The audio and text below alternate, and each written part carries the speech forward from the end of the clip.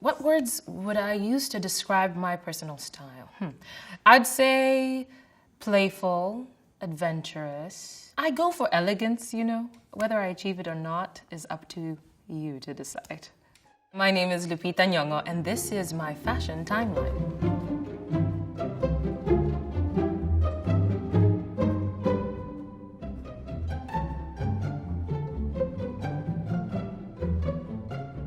This was at the Toronto International Film Festival back in 2013. This is my first red carpet for the promotion of 12 Years a Slave, and it's a Prada gown. It was the first time I was working with my stylist, Michaela Erlanger, for this look, and we tried all sorts of things. And I remember telling her about 5 different things that I was afraid of. Velvet, lace, frills, bias cuts, and print. All those things were really dodgy to me, and I asked her to kind of wean me into them. This didn't have any of them. And I remember it was one of the last things, it was actually the last thing I tried on, and when I put it on, it was just so comfortable. It felt effortless, and it was really elegant, and I felt like I would be safe in it, because it covered everything. So those restrictions, the velvet, the lace, the frills, the bias cuts, somehow she's successfully introduced me to all those things, and I've worn all those things. This was my first Oscars in 2014. I was nominated.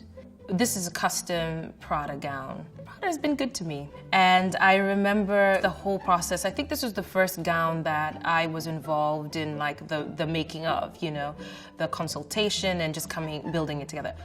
Fun fact, I didn't know I was gonna wear this dress until the day of the Oscars. They had made 2 dresses for me, and they had different bodices to go with both dresses. So I had 4 options of bodices and then 2 skirts. And the other one was this gorgeous, I want to call it vomit green, but it was really, really beautiful. And for the longest time, I thought that was the dress that was gonna win. And then it wasn't until either the evening before or the morning of that we put on this gown, and it just won.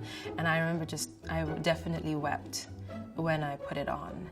And for this moment, I wanted it to capture, I remember talking to Michaela about just wanting to capture the cloud that I felt like I was floating on. And then another thing, I was wearing Fred Leighton jewelry, and they made me, my family totem is a frog, and so they made me a pinky ring with a frog on it. And there's an inscription inside that says, "Frogs can fly." My best friend and I went through this homemade orientation. So I looked at a lot of magazines and stuff and looked at how people were posing and whatnot. And I definitely had a few practices in the mirror. And then my friend Michelle Dockery, she had given me a little secret tip that when you're on a carpet, oftentimes you're smiling for so long that your lips begin to twitch. And so she recommended that I sing a song that makes me smile in my head. And that was very, very helpful. It kind of calms down your face. I mean, I really like bossa nova. Da-na-na-na-na, da-na-na-na-na, da-na-na-na-na, da-na-na-na.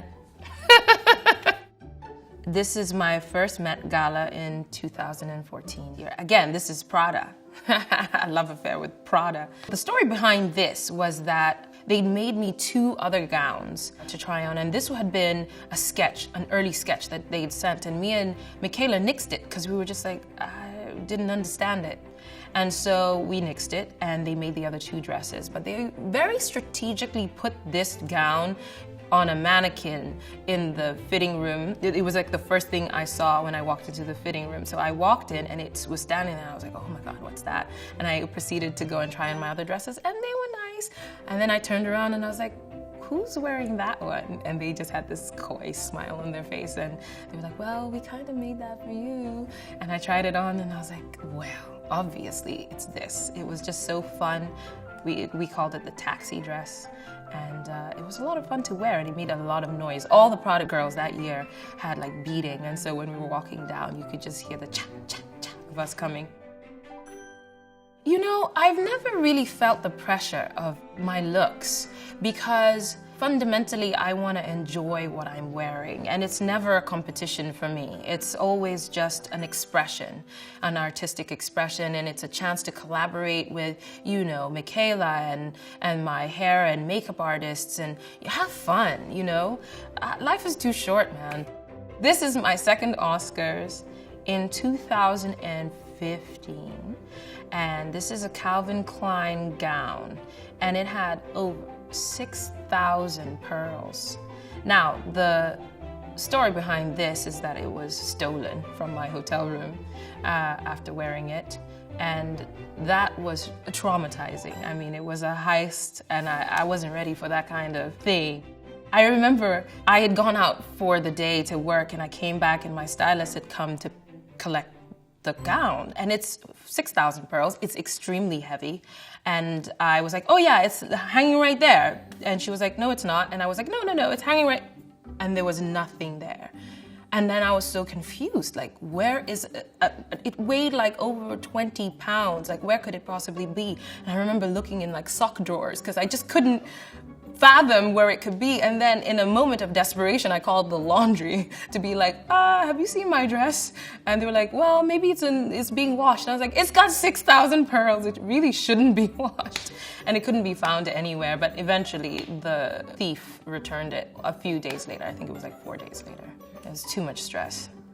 My fashion before red carpets and fame was very, you know, homegrown, and I never spent much time looking at like magazines or, you know, thinking too deeply about trend necessarily. I was familiar, of course, there's certain designers that you can't help but be familiar of because they're household names, you know, the Pradas, the Balenciagas, the Louis Vuittons and all this stuff. You know about them, but I definitely couldn't pick them out. Now it's so crazy because I can see a zipper and be like, oh, that's Lanvin. And that's so weird to me.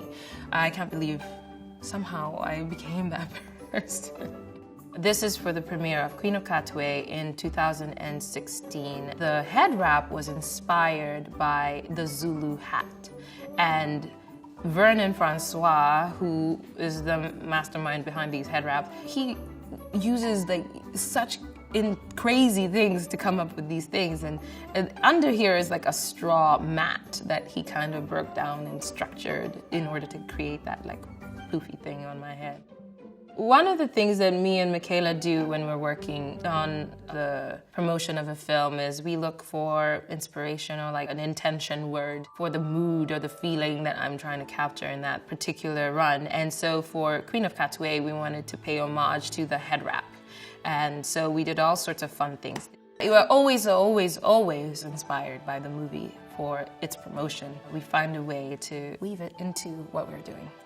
I was so excited because it's rare that I find a pant that fits me. And so that's why I haven't worn very many pants on the carpet. So this was a hurrah moment for me, and it's Rosie Azalouine. For me, makeup is never a mask. It's always a frame. It's an accessory, and I really enjoy playing with makeup. My mom forbade me from wearing makeup when I was younger because she never wore makeup. She still doesn't. And so I wasn't allowed to wear makeup until I had like a sort of makeup makeover from my aunt. I must have been like 16. And so now, of course, I have freedom. I can do whatever I want. And so I like to play with makeup. It's fun to push the boundaries. This is a Calvin Klein look at New York Fashion Week in 2017. And the triumph of this is wearing jeans. Because I never get to wear jeans really too much of anything. I find it really hard to wear jeans, just generally. But this pair was nice, the flare and everything, it worked well for me. And it's a nice, casual look, and I love those earrings. I mean, on my days, I can get casual, but jeans are things that I wear seldom. For some reason, it's difficult for me to figure out a jean look. So I'm more of like a jumpsuit person, or I like wearing cotton pants or, that kind of thing. I've always really cared about what I wear, and I think growing up in Kenya, in Nairobi, There's just formality in the way we dress, especially in our household. So growing up, I would plan what I was wearing the night before. If anything, I've grown a little more casual coming to America because, in America people wear slacks and things like that.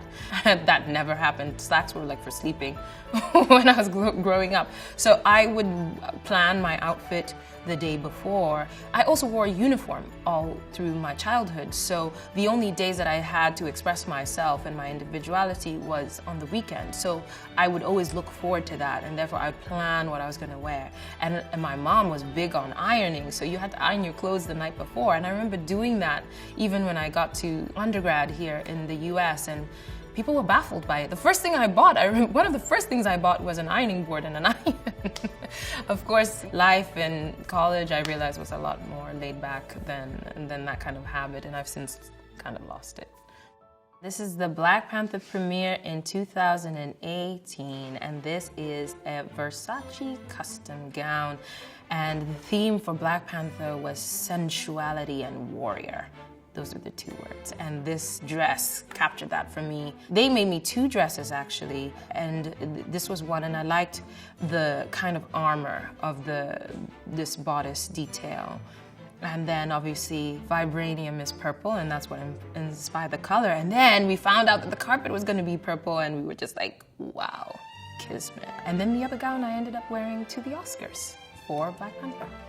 I never really factored in doing the Wakanda Forever salute when I was thinking about what I was gonna wear, but I am always looking for mobility as much as I can when I wear a gown. I don't want to feel like the gown is wearing me. I don't want to feel outside of myself. So even when I have restrictions, it's restrictions that I have kind of like massaged myself into being.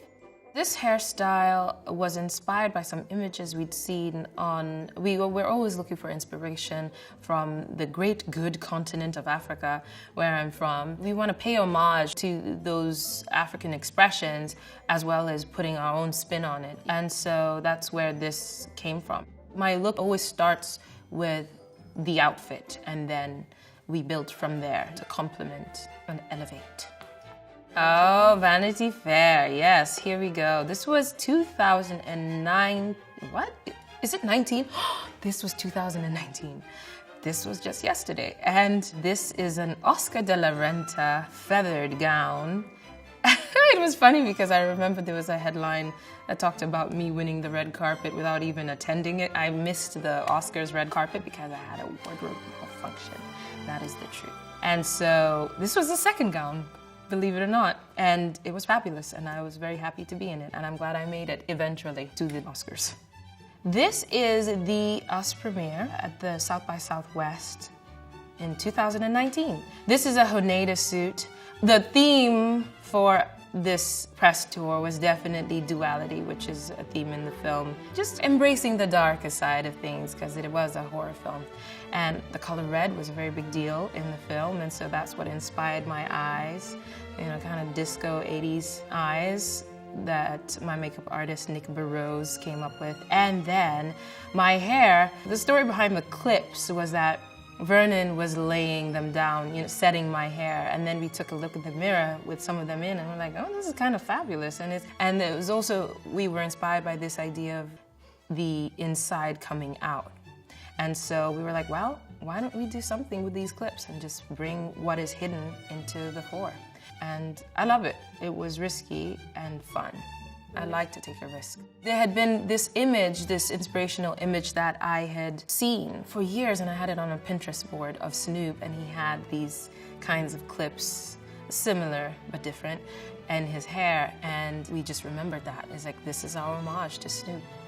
And I'd actually met him at the Black Panther premiere, and he'd said to me, oh my goodness, I love what you do with your style, and your hair is such an inspiration to me. And I was like, oh my God, your hair is an inspiration to me. So, it's kind of like back and forth with me and Snoop. I've always loved the style and expressing myself through clothing and accessory, but I couldn't have imagined how much it would become a part and parcel of my work as an actor, And so that has been a delightful and sometimes very taxing addition to my life.